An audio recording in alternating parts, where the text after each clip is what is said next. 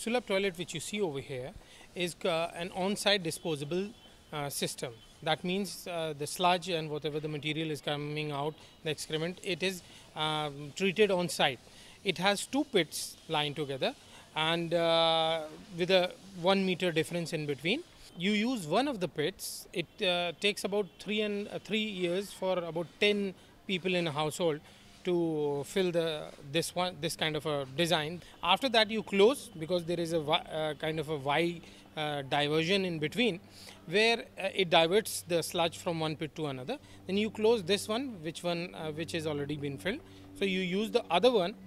That again will take 3 years to fill up, but by the time this will take 3 years to fill up, the already one filled up one will take 1.5 years to dry down. Because the pits are sealed, none of the gases, especially methane, which is the biggest polluter right now, it goes into the atmosphere. It is absorbed by the soil itself, and the water is also discharged into the soil. So what you are left with is perfect manure. That is that doesn't contain any kind of chemicals. It's a natural fertilizer, so which can be used in turn into a field or a garden.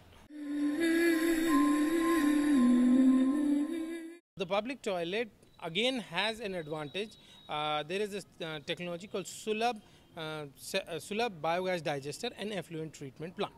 That is always attached to the public toilet, which actually take cares and treats the sludge. The sludge contains let me explain, 1% generates 1 CFT, means cubic feet of gas from its excrement in 1 day. That contains 65% methane. Methane is combustible.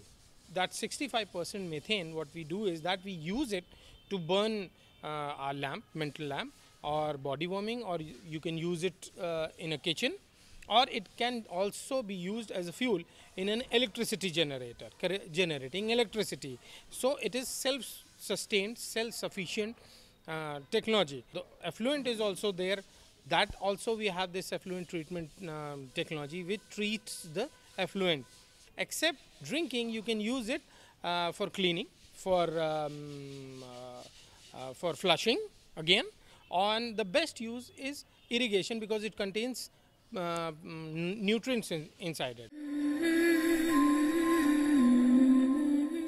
Both the technologies over here are best for ecosystem, because nothing, the major part is the methane gas, which is the biggest polluter right now of environment. Both the technologies are taking care of the methane gas as well as giving byproducts like the sludge, which is biodegraded into manure in both the places, where you can use it as fertilizer in your field, plus the water itself. So it is kind of a cycle tire. It starts from one place and it comes back again to the same place. Definitely it is a decentralized system where it can be replicated any part in any place of the world, in any kind of environment.